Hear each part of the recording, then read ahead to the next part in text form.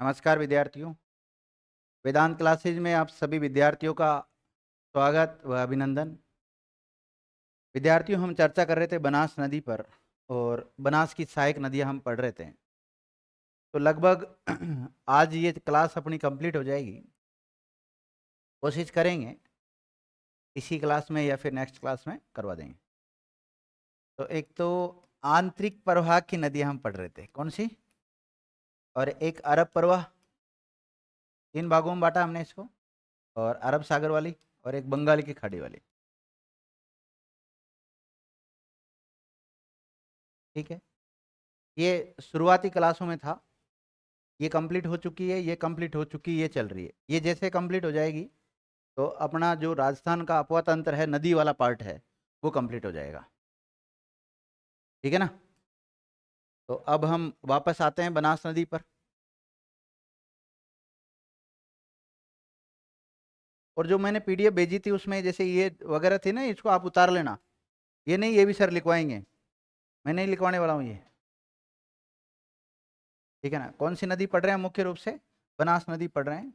ये बनास नदी का उद्गम है। कहाँ से होता है बनास नदी का उद्गम? कमनौर की पहाड़ी से होता है और यहाँ पर जाकर रामेश्वर में जाकर चंबल नदी में मिल जाती है ना? तो लास्ट समय हमने कौन सी नदी पढ़ी थी? हम मोरेल नदी पढ़ रहे थे। कौन सी पढ़ रहे थे? मोरेल पढ़ रहे थे। और मोरेल की जो सहायक नदी है वो डूंड नदी है। कौन सी है? डूंड नदी है। और डूंड की भी एक सहायक नदी है जिसका नाम क्या है? दृश्यवती, या फिर नहीं, द्रव्यवती। दृश्यवती नहीं, द्रव्यवती। और या फिर उसको क्या कहते हैं? अमानिशा नाला भी कहते हैं, ध्यान रखना। और उसके बारे में जो सारे फैक्ट थे वो मैंने आपको लिखा दिए थे। अब देखो, एक और नदी दिखाई दे रही होगी आपको। ये कौन सी नदी है? कौन सी नदी दिखाई दे रही है? ढील नदी। कौन सी? ढील नदी।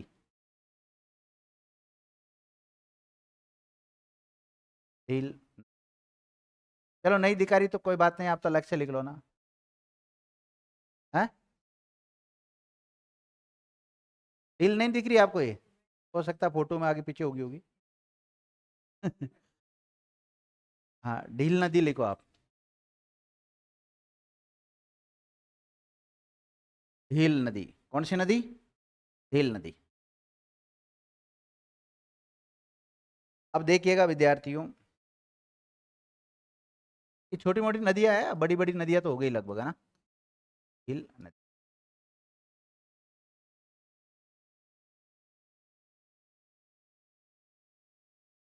अब आपसे पूछ लिया जाए कि ढील नदी का उद्गम कहाँ से होता है? ढील नदी का उद्गम, ढील ढील, तो मालपुरा की पहाड़ियों से होता है। कहाँ से होता है? मालपुरा की पहाड़ी से। देखिए, बनास की एक सहायक नदी ढील, उसका उद्गम तो होता है मालपुरा की पहाड़ी से। और बनास की एक और सहायक नदी है जिसका नाम है ढाई नदी। कौन सी? ढाई नदी। और इस ढाई नदी का उद्गम कहाँ से होता है? नशीराबाद की पहाड़ी या अजमेर की पहाड़ियों से होता है। बल्कि ढील नदी का उद्गम कहाँ से होता है? मालपुरा की पहाड़ियों से। कहाँ से होता है? मालपुरा की पहाड़ियों से इसका उद्गम होता है। मालपुरा कहाँ पड़ते हैं? टोंक लिख सकते हो आप। टोंक से इसका उद्गम होता है। अब टोंक से इसका उद्गम हुआ, फिर उसके बाद में थोड़ी दूर तक टोंक में प्रवाहित होगी और उसके बाद में सवाई माधोपुर में प्रवाहित होगी। तो कितने जिलों में प्रवाहित होती है? दो में। लिखिएगा, यह नदी दो जिलों में प्रवाहित होती है। देखो, टोंक से निकलती है और सवाई माधोपुर में जाती है, और सवाई माधोपुर में जाके कौन सी नदी मिल जाएगी? बनास में जाके मिल जाएगी, ध्यान रखना। प्रवाह क्षेत्र लिख लिया आपने, टोंक और सवाई माधोपुर विद्यार्थी। अब देखो, हम इसको क्यों पढ़ते हैं? इसको मुख्य रूप से हम इसलिए पढ़ते हैं, तो पहली बात तो ये बनास की सहायक नदी है। मोहना लिखो, मोहना। मोहना है संगम।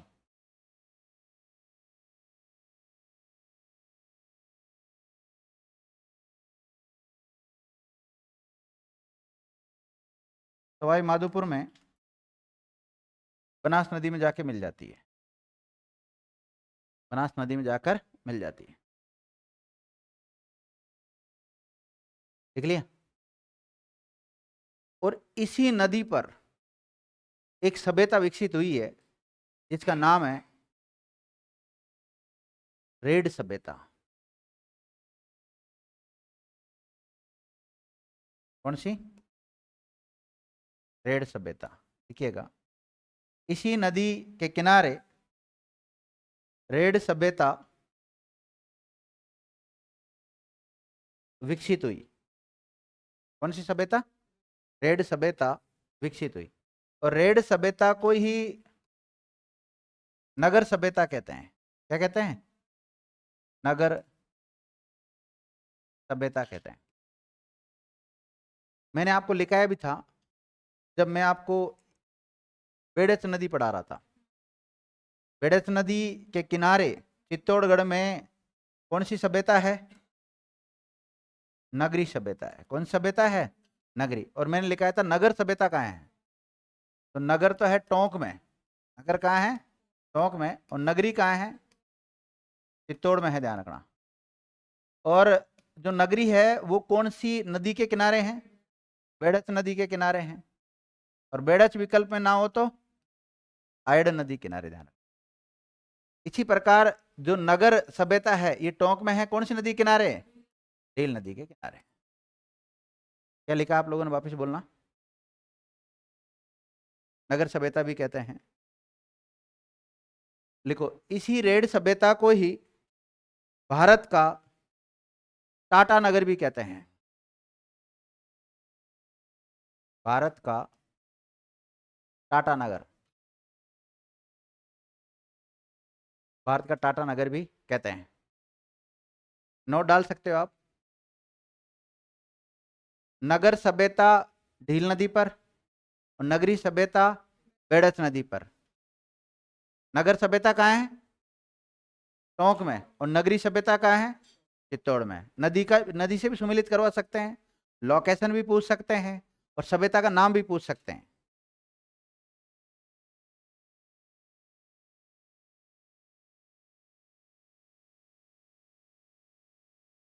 डैम तो मैंने लिखा ही दिए थे आपको। एक तो बीसलपुर बांध लिखवाया था, एक ये जो इसरदा बांध लिखवाया था, और कौन सा लिखाया था? नंद संबंध लिखाया था। और ये क्या लिखा हुआ है?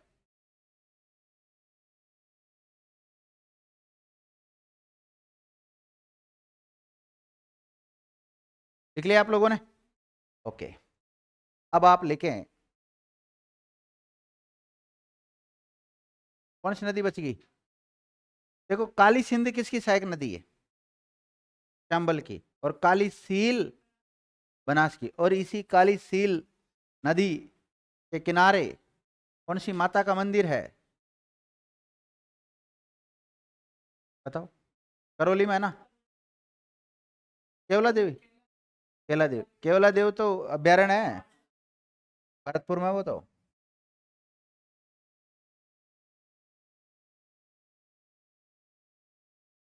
दर्शन अधूरे माने जाते हैं। अगली नदी का नाम लिखो आप, काली सील नदी। कौन सी नदी?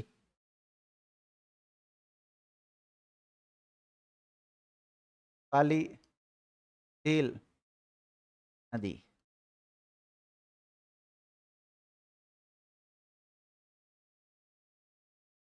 सही रहा है, इन जिलों को चेंज हटा दिया जो। वापिस 33 रख दे तो फिर गड़बड़ हो जाएगा। बहन जी, अब इतने वो थोड़ी चेंज होता है जोग्राफी आए दिन।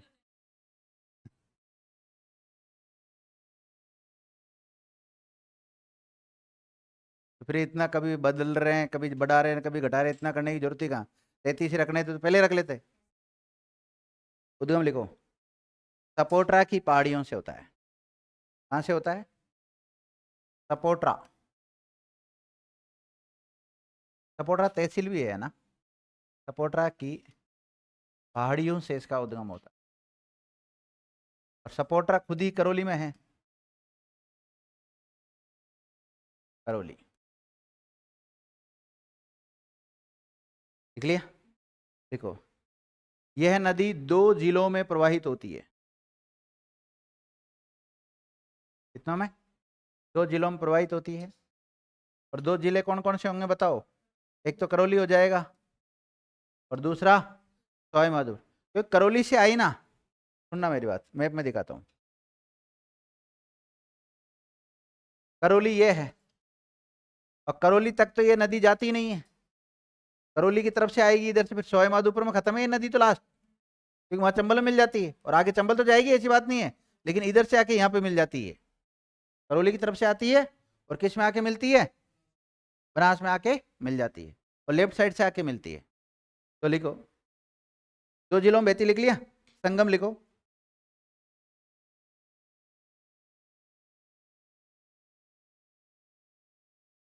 लिखो ये करौली की सीमा के पास ही सवाई माधोपुर जिले में जाकर, कहां पर? करौली की सीमा के पास ही सवाई माधोपुर जिले में बनास नदी में मिल जाती है।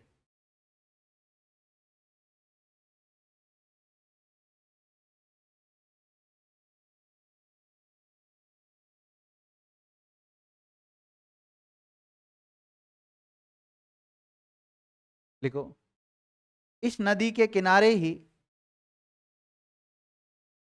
केला देवी मंदिर भी स्थित है।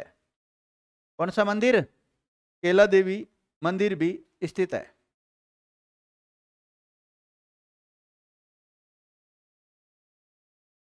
केला देवी मंदिर भी स्थित है, देख लिया? कौन सा मंदिर है? केला देवी मंदिर भी स्थित है। आपसे पूछा जाए केला देवी मंदिर कहां पर है? करौली में। कौन सी नदी किनारे? कालीशील नदी। केला देवी मंदिर को रेखांकित कर लें। रेखांकित क्या, आप तो वैसे जब माताएं पढ़ते हैं, लोग देवियां पढ़ते हैं, तो उसमें केला देवी पढ़ते ही हैं और बहुत सारे फैक्ट आते हैं इसके बारे में। और इसकी आराधना में कौन से गीत गाए जाते हैं? लांगुरिया गीत गाए जाते हैं। लिख लो, लिखना चाहो तो। केला देवी की आराधना में लांगुरिया गीत गाया जाता है। नहीं लिखोगे तो भी चलेगा।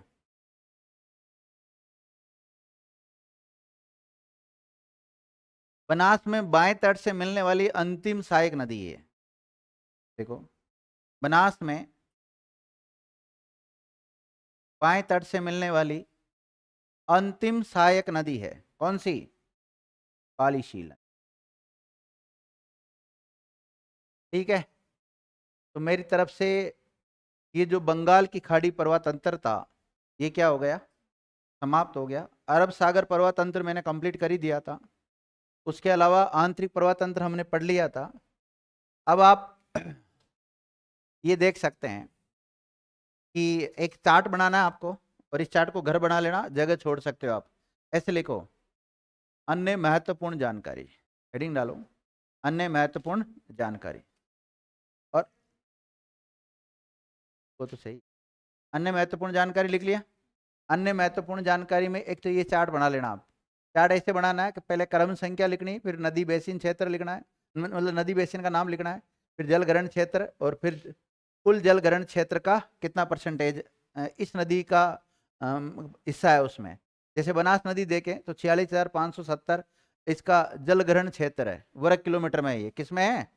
इसके आगे आप ऐसे लिखना, वर्ग किलोमीटर में है। किस में है? वर्ग किलोमीटर में है। और वो परसेंटेज में दे रखे हैं वो सारे आंकड़े, 27.48 है वो। और लूनी का देखे तो 34,250 20.20 है, 21 है। और चंबल का 29,110 है, 17.18 है। और माही का 16,000 कितना होगा ये? 30, और उसका हो जाएगा 9.46 टोटल का। और बाणगंगा और गंभीरी का दोनों का एक साथ मिला के 14,360 है, 8.47 है। मेहनता और रूपनगढ़ का एक साथ मिला के है 6,940 और 4.10। और साबी एम सोता का 4,480 2.64। और बर कोई छोटी सी नदी है, ध्यान रखना, तो 4,520 है, 2.67 है। साबरमती 4,300 2.53। पश्चिम बनास 3,000 और 1.77। कांतली 2,570 1.52। सूखली 1940 1.414। सोहन नदी 1,400 और 0.83। और टोटल देखे तो ये लिखना चाहो तो लिख लेना, ये परसेंटेज है, टोटल है ना। और ये इनकी लंबाई है, प्रमुख नदियां और उनकी लंबाई, और राजस्थान में कितना उनका हिस्सा है। जैसे चंबल नदी तो इसकी कितनी है 1051 और 322। माही की लिखा रखी है 576, 171। बनास की, लूणी की, घग्गर, साबरमती, ऐसे इस पूरा चार्ट को आप बना लेना अपने हिसाब से।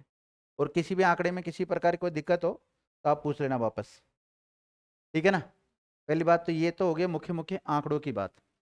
अब और भी जानकारी में आते हैं, तो ये तो आप लिख लेना, इतनी जगह छोड़ देना, कितनी जगह छोड़नी जो देख लो आप। आधा पेज और आधा पेज इसका हो जाएगा ना एक पेज में काम, तो एक पेज इसका छोड़ देना, या फिर लास्ट में भी लिख सकते हो, कोई जरूरी नहीं है कि आप यहाँ ने महत्वपूर्ण जानकारी में यहीं लिखें, तो और भी कुछ बातें बच जाती है वो मैं लिखा देता हूँ आपको। आपसे पूछा जाए कि राजस्थान की जीवन रेखा किसे कहते हैं, राजस्थान की लाइफ लाइन के नाम से किसे जाना जाता है।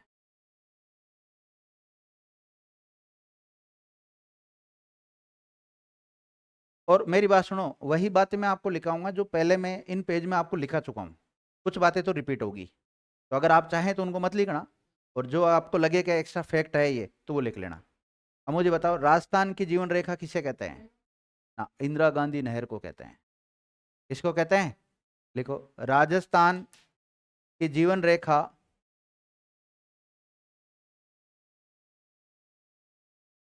राजस्थान की जीवन रेखा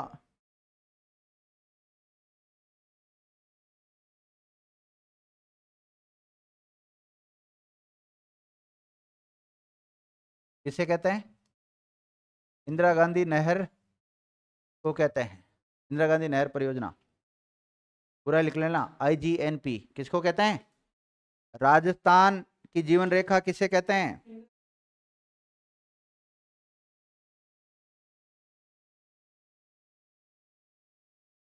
आपसे पूछा जाए बीकानेर की जीवन रेखा किसे कहते हैं,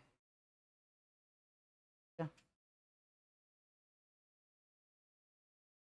फिर तो सब जगह की यही हो जाएगी, है? फिर तो राजस्थान में तो राजसमंद भी आता है, राजस्थान में तो भरतपुर भी आता है, राजस्थान में तो भीलवाड़ा भी आता है ना। एक ही जिले के लिए निकाला है कि इसको, हाँ ठीक है, आप भी अपनी जगह सही हो, मैं भी मेरी जगह सही हूँ। अगला लिखो, हाँ ठीक है आप सही भी कह रहे हो। हाँ, इसी की एक शाखा है, शाखा नहीं कह सकते, स्लिप्ट नहर कहते हैं, लूणकरण सर, उसको कहते हैं, ध्यान रखना। ऐसे तो उसमें से कई शाखाएं निकाल रखी है, कई लिफ्ट नहरें निकाल रखी है, आगे पढ़ेंगे हम जब IGNP पढ़ेंगे पूरी तब।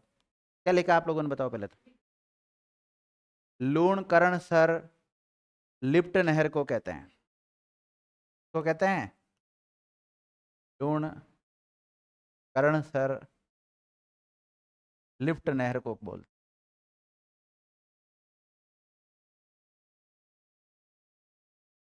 लिख लिया। अब बताओ मारवाड़ की जीवन रेखा, मारवाड़ की लाइफ लाइन जीवन रेखा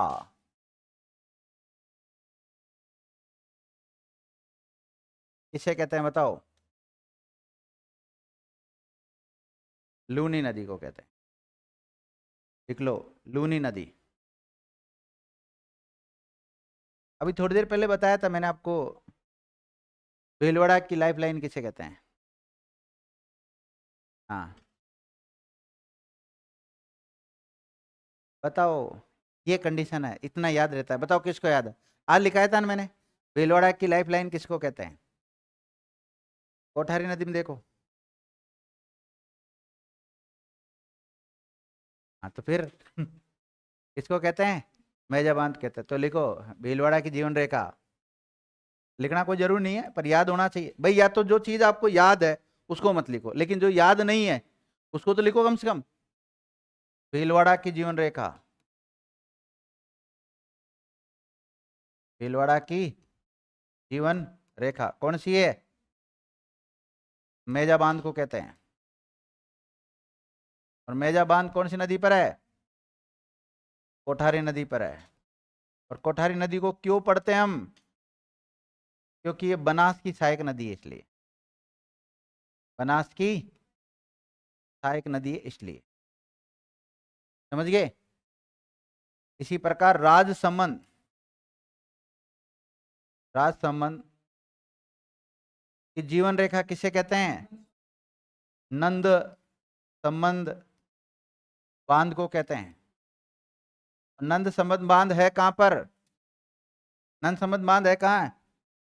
हाँ चेतना, नंद संबंध बांध कहाँ है? हाँ? राज संबंध है। टेंस तो चेंज हुआ। चलो, नंद संबंध बांध ये बनास नदी पर बना रखा है ना? कौन सी नदी पर बनाया हुआ है? बनास नदी पे। एक और बताई थी, कौन सी? भरतपुर वाली बताई थी है ना? भरतपुर की जीवन रेखा मोती झील को कहते हैं।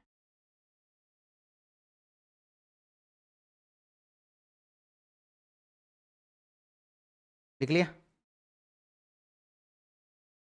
लिखो, राजस्थान के प्रमुख जलप्रपात, मतलब अन्य जानकारी में लिखा रहा हूं मैं अब जो भी बातें है ना। राजस्थान के प्रमुख जलप्रपात,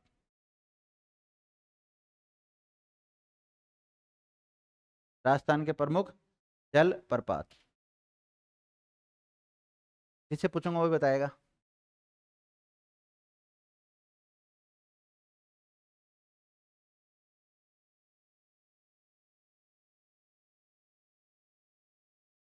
पहले तो बताओ, चूलिया जलप्रपात है कहां पर? अरे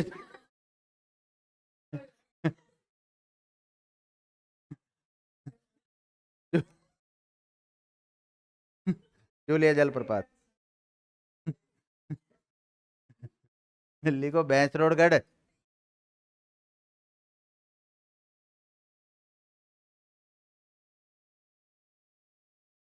भैंसरोडगढ़ कौन सी नदी पर है? चंबल नदी पर। हाँ रेणुका, भैंसरोडगढ़ कहाँ है?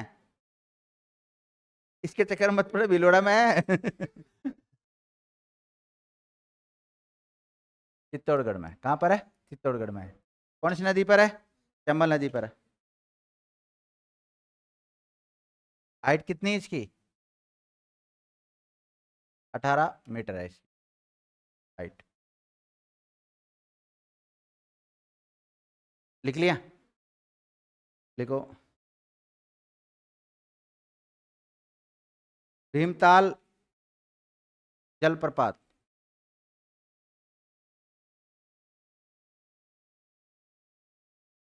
भीमताल जलप्रपात कहाँ है? भीमताल जलप्रपात कहाँ है बताओ? कल पढ़ाया था मैंने।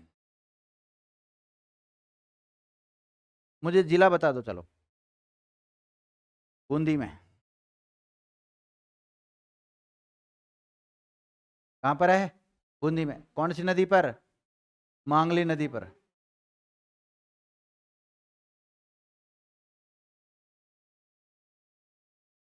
मांगली नदी पर। कौन सी नदी पर है? मांगली नदी पर है, ध्यान रखना। लिख लिया?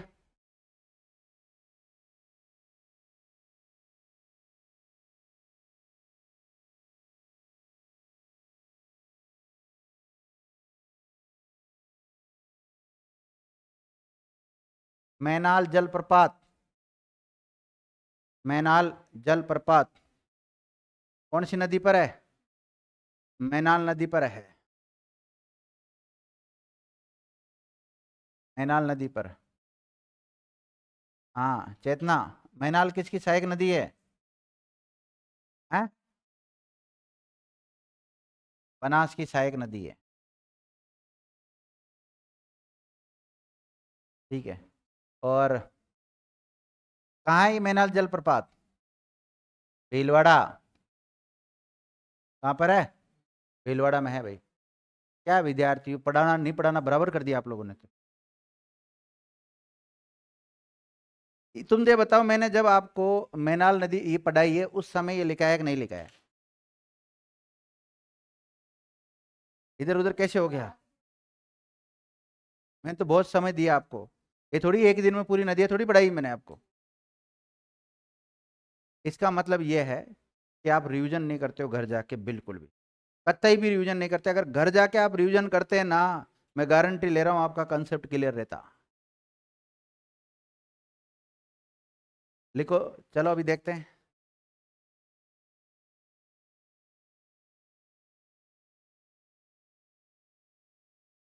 दमोह जलप्रपात,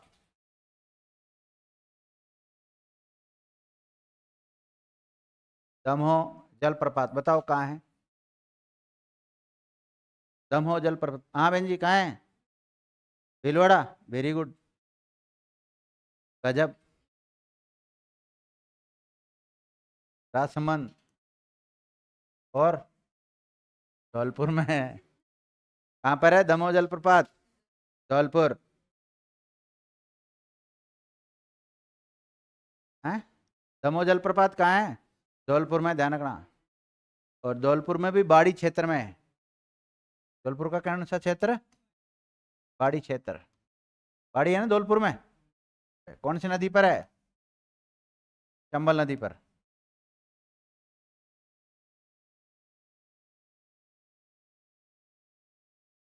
लिख लिया?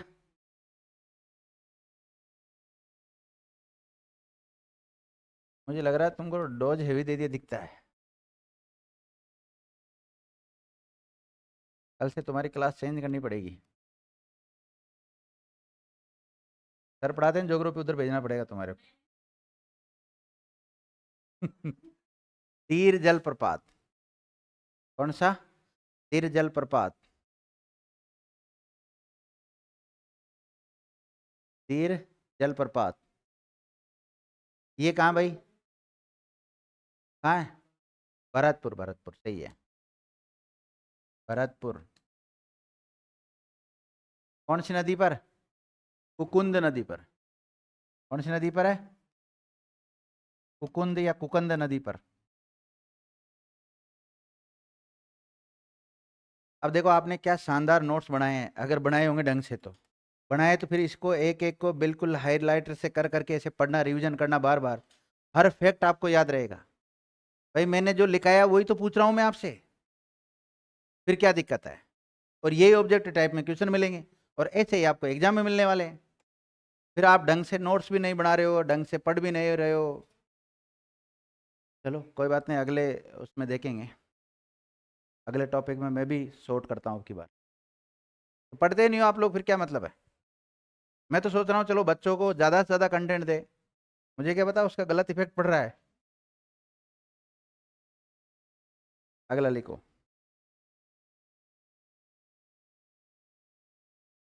हाँ, एक था ना भीलबेरी।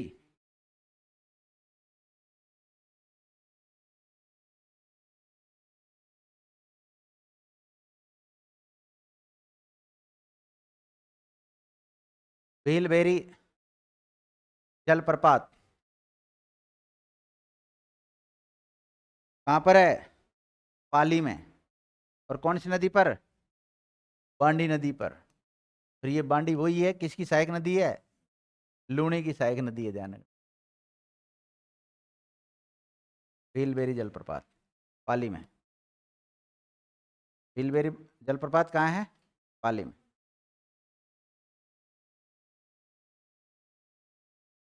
लिखो, बेरी गंगा झरना,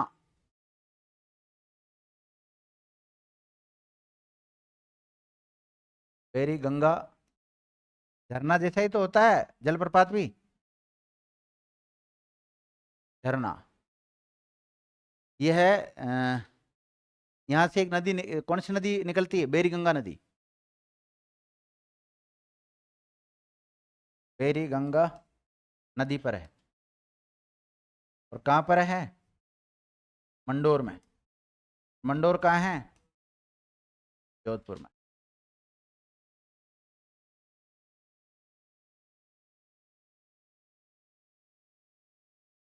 लिख लिया? लिखो, अरना झरना जलप्रपात,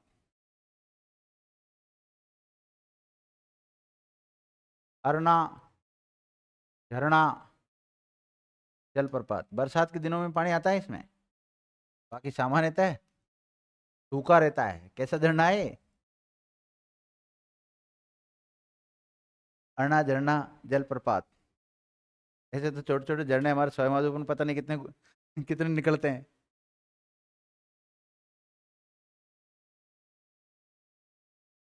झरनों को हमारे उधर बोलते हैं खोर्रा। क्या बोलते हैं? खोर्रा बोलते हैं। तो पानी गिरता है अचानक ऊपर से पूरी पहाड़ी इलाके से, उसको खोर्रा कहते हैं। और इतने खतरनाक रहते हैं वो को ऊपर एक प्रकार से पहाड़ के ऊपर पूरी नदी बहती रहती है वो, बहुत गहरी और रहती है वहाँ। पूरा पहाड़ का पानी आता है उस पे। देखो क्या लिखा आपने? कहाँ है? जोधपुर में। देखो इसे शुष्क जलप्रपात भी कहते हैं। शुष्क जलप्रपात भी कहते हैं। हैं? क्यों नहीं लिया जा सकता? किसने कहा? बरसात का पानी खारा होता है क्या? हाँ, कोई लोग तो मारवाड़ क्षेत्र में तो पीते ही है ना। मारवाड़ क्षेत्र में तो बारिश का पानी पीते हैं पूरा। लिखो, झरना नदी यहाँ से ही निकलती है। झरना नदी का उद्गम स्थल है ये।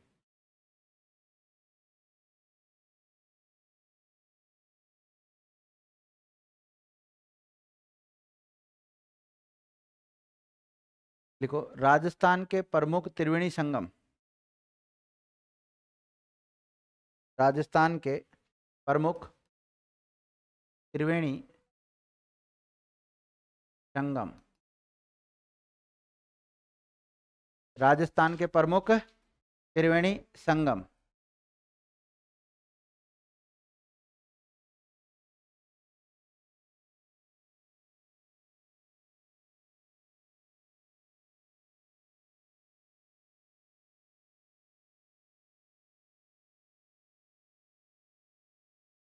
पहला लिखो, बिगोद त्रिवेणी संगम।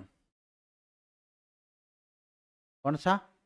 बिगोद त्रिवेणी संगम। कौन सा? बिगोद त्रिवेणी संगम।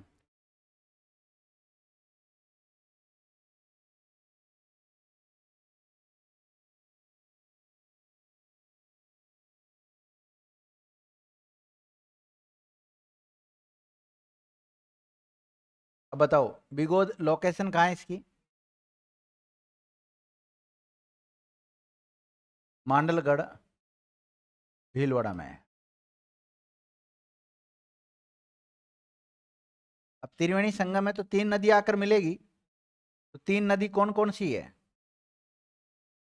देखो, बनास तो खुद तो है ही है, मुख्य नदी। और उसकी सहायक नदी कौन सी? बेडच। और एक कौन सी? मैनाल। तीनों का संगम होता है। तीन नदियों का संगम होगा, लिख लेना ये। बनास, बेडच और मैनाल, तीनों नदियां आकर मिलती हैं, वहां एक त्रिवेणी संगम बनता है। और कहाँ पर बनता है? बिगोद में। और बिगोद कहाँ पड़ता है? मांडलगढ़ भीलवाड़ा में पड़ता है विद्यार्थी। और ये तो वैसे अभी आपने जब बनास नदी पढ़ी तो उसके साथ ही है वैसे। दूसरा लिखो आप, चलो अलग पेज में लिखा देता हूँ। दूसरा कौन सा? राजमहल बनता है। राजमहल त्रिवेणी संगम। राजमहल त्रिवेणी संगम। कौन सा? अब बताओ, राजमहल कहाँ पर है? टोंक में है। कहाँ पर है? टोंक में। और यहाँ पर कौन सी तीन नदियां मिलती है?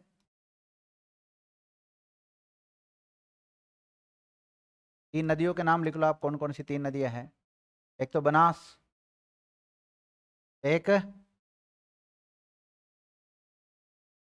और खारी।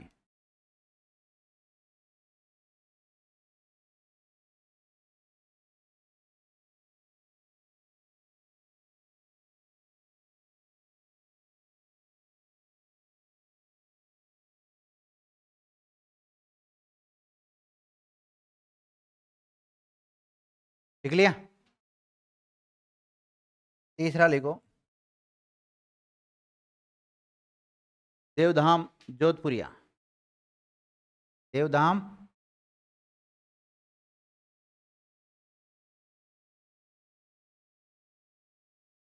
देखो ना, आपका सबका HW बताऊं? आपको इन नदियों के चार्ट बनाने हैं, कभी छोटे चार्ट और कभी बड़े चार्ट, ऐसा भी तो हो सकता है ना। तो पूरे राजस्थान के नदी तंत्र को एक बड़े चार्ट में आप बना सकते हो। इधर से आई बनास, ये आई बनास की सहायक नदी, ये आई उसकी सहायक नदी, ऐसे इंडिकेट तो कर ही सकते हो। चलो सारी को तो एक साथ करना थोड़ा दिक्कत हो सकती है, लेकिन अलग अलग नदियों को तो बना ही सकते हैं आराम से। अलग अलग नदी मतलब जैसे बड़ी जो नदी है, जैसे चंबल बना लिया आपने, चंबल की जितनी भी नदियां उनको सारे को बना सकते हो। उसके अलावा बनास को बना सकते हो, माही को बना सकते हो, लूनी को बना सकते हो, घग्गर को बना सकते हो। तो जितनी भी नदियां इनको बनाना एक बार आप, और पूरा उसमें जिले भी दर्शाना कि ये जिले ही है, और यूं तीर के निशान अलग अलग ले जाना, उनके बारे में कोई बातें हैं तो सभ्यता है तो सभ्यता को दर्शा देना अलग अलग कलर से। जितना ज्यादा प्रैक्टिस करोगे ना, नदियों का कंसेप्ट क्लियर होगा। अब मेरी बात सुनो, आप नदी आज पढ़ लेते हो फॉर्मेलिटी के तौर पर, फिर दोबारा रिवीजन करते रहोगे, तीसरी बार करते रहोगे, एक बार में ढंग से पढ़ लो ना, जो नदी का कोई भी सवाल आ जाए गलत होगा ही नहीं आपका। देवधाम जोधपुरिया कहाँ है? टोंक में है। तीन नदी कौन कौन सी मिलती है यहाँ पर, बताओ? अभी तो पढ़ा है रे। एक तो बनास नदी, और एक मानसी, और बांडी नदी। तीन नदी आकर मिलती।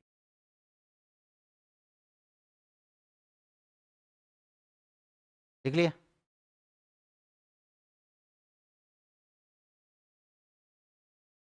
तीन हो गए क्या? चौथा लिखो आप, रामेश्वर। रामेश्वर धाम, खंडार तहसील,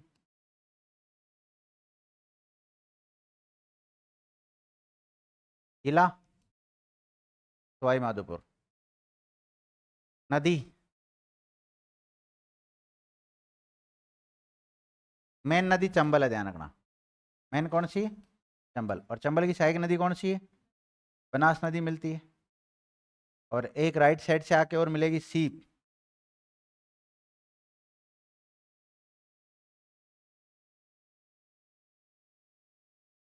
लिख लिया? एक को लिखो, चार हो गए, पांच को लिखो, बेणेश्वर।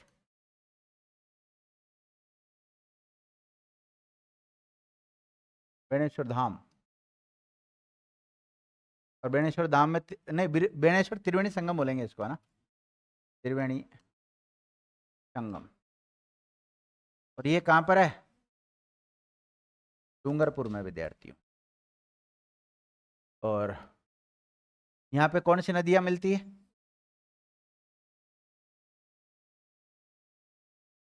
सोम, माही, और जाखम।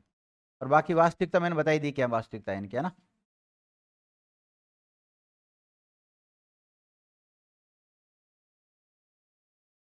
अब देखो, बनास नदी तीन त्रिवेणी संगम बनाती है, कितनी?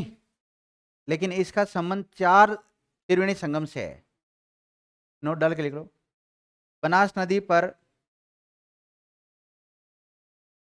तीन त्रिवेणी संगम है। बनास नदी पर तीन त्रिवेणी संगम है। कितने? तीन त्रिवेणी संगम है। तीन त्रिवेणी संगम है, लेकिन बनास नदी का संबंध चार त्रिवेणी संगम से है। चार त्रिवेणी संगम से है। देखो, मैंने लिखा है आपको नोट डाल के कि जो बनास नदी है ना, इस पर तीन त्रिवेणी संगम बनते हैं। कितने बनते हैं? तीन त्रिवेणी बनते हैं। लेकिन बनास नदी का जो संबंध है वो चार त्रिवेणी संगमों से है। कैसे? सुनीता बताएगी। तीन त्रिवेणी संगम से कैसे? एक तो बिगोद, दूसरा राजमहल टोंक, और तीसरा देवधाम जोधपुरिया। अब ये तीन तो है ही है इसमें, प्लस एक और आ जाता है, एक और कौन सा? रामेश्वर वाला। समझ गए? ये है इसका मतलब। अगर किसी के समझ में नहीं आया तो लिख लेना आप। हाँ रश्मि बहन जी, समझ में आ गया क्या? क्या आया समझ में? लिखो, नदियों के किनारे स्थित अभयारण्य।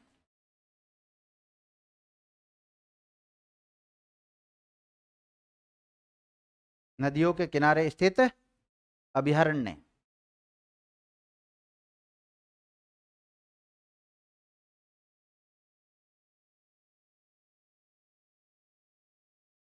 हैं? हाँ, छोड़ो ना, क्यों लोड दे लेते हो फालतू। फालतू ही मुझे पीछे से भटका देते हो आप लोग।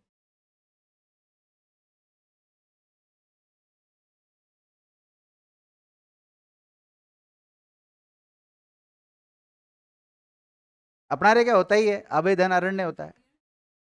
नहीं, यण कैसे होगी बताओ? हैं? अभी, अच्छा अरण्य, अरण्य नहीं होता, शब्द होता है अरण्य। इसमें दीर्घ संधि का उदाहरण बन जाता है। हाँ,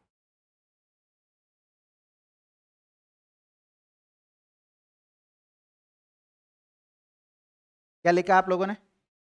नदियों के किनारे स्थित अभयारण्य। एक काम करें, एक तरफ तो अभयारण्य का नाम लिख लो आप, अभयारण्य का टेबल बना लो, मतलब नाम। और एक तरफ क्या लिखोगे? नदी का नाम।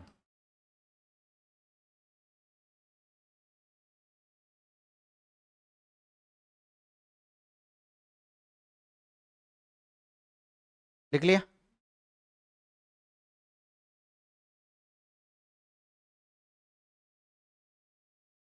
पहला लिखो, चित्तौड़गढ़। अरे सॉरी, भैंसरोडगढ़ लिखना था, कोई बात नहीं। भैंसरोडगढ़ अभयारण्य। कौन सा? भैंसरोडगढ़ अभयारण्य। हाँ रेणुका, भैंसरोडगढ़ अभयारण्य कहाँ पड़ेगा? चित्तौड़ में पड़ेगा। कहाँ पर पड़ेगा? चित्तौड़ में। और नदी पूछे तो? अक्षित। हाँ, माही नदी चित्तौड़ में आती है? आसपास तो बताओ। चंबल और बामणी। चंबल और बामणी नदी के संगम पर है।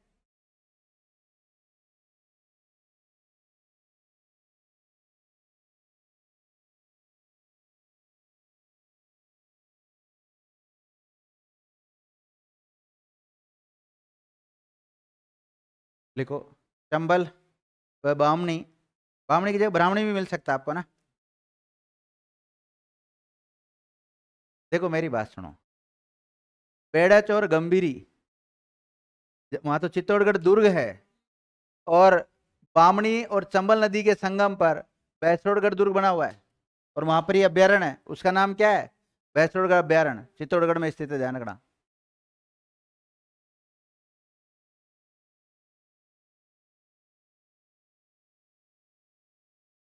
देखो, जवार सागर अभ्यारण्य। जवार सागर वैसे तो कोटा बूंदी की सीमा पर है, ये कहाँ पर है? मुख्य रूप से कोटा, और लेकिन बूंदी भी आ जाए तो दोनों राइट है। कोटा बूंदी की सीमा पर स्थित है जवार सागर। नदी बोले तो कौन सी नदी? चंबल नदी। आपको पता है यहाँ पर डैम भी बना रखा है, जवार सागर बांध, कोटा और बूंदी की सीमा पर।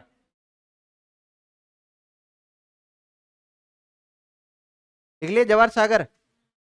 अब लिखो, राष्ट्रीय चंबल घड़ियाल अभयारण्य।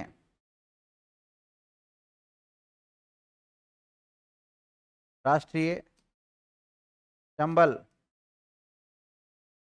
नदी घड़ियाल अभयारण्य। राष्ट्रीय चंबल नदी घड़ियाल अभ्यारण्य, या चंबल घड़ियाल अभ्यारण्य कर सकते हो आप, चंबल घड़ियाल अभ्यारण्य। बहन जी इतना छोटा लिखा बनाया कि चार्ट, थोड़ा बड़ा ही बना लेती, उसको आगे तक ले जाती, उधर जगह छोड़ रखी है। बचत करती है। चंबल नदी, नदी का नाम लिख लो, चंबल नदी। उस कॉलम में क्या करोगे, उधर वाले में करेंगे।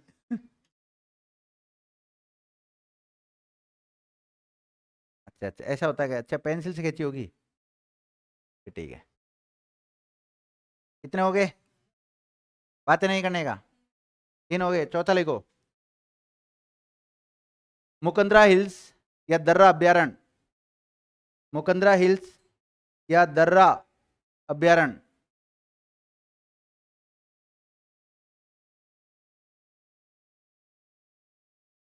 लिख लिया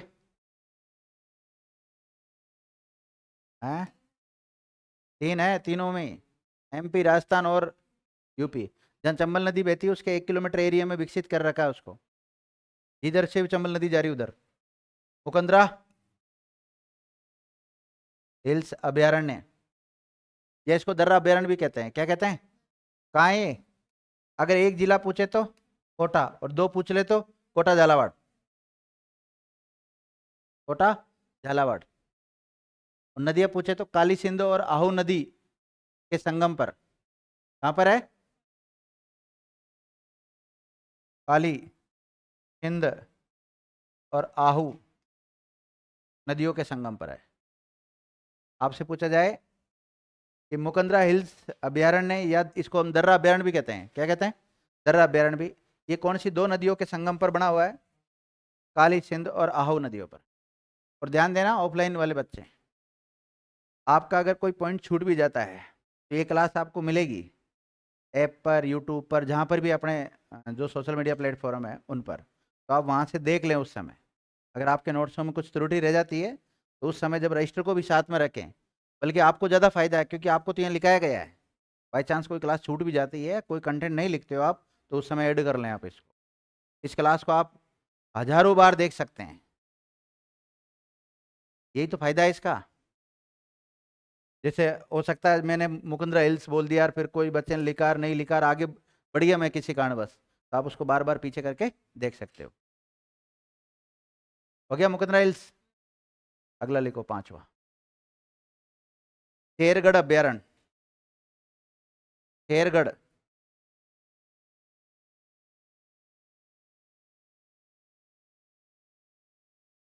कौन सा? शेरगढ़ अभ्यारण्य कहाँ है? अच्छा, 12, शेरगढ़ अभ्यारण्य 12, लिख लिया। नदी बोले तो परवन नदी, कल परसों पढ़ाई थी ना परवन नदी, परवन नदी। लिखो, केवला देव अभ्यारण्य, केवला देव, केवला देव अभ्यारण्य कहाँ है? भरतपुर में। और यहाँ से नदियाँ निकलती है, एक तो बाणगंगा और एक कल लिखाई थी गंभीर। अब पूछोगे वो बांध के बारे में। देखता हूँ मैं, आज देखता हूँ, चेक करता हूँ।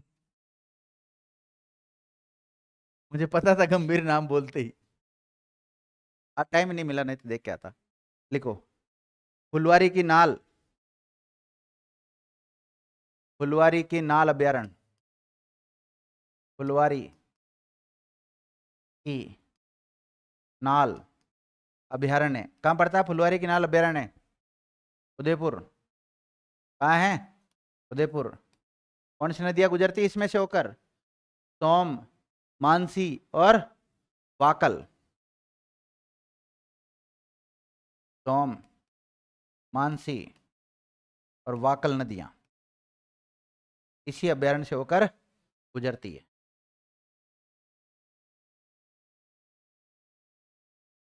लिख लिया? लिखो, पस्सी अभ्यारण्य,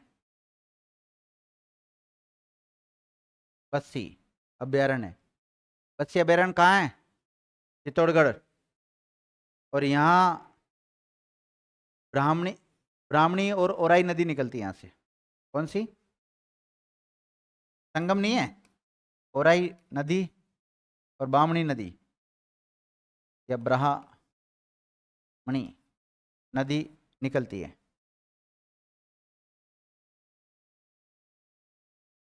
लिख लिया? क्या पढ़ रहे हैं हम?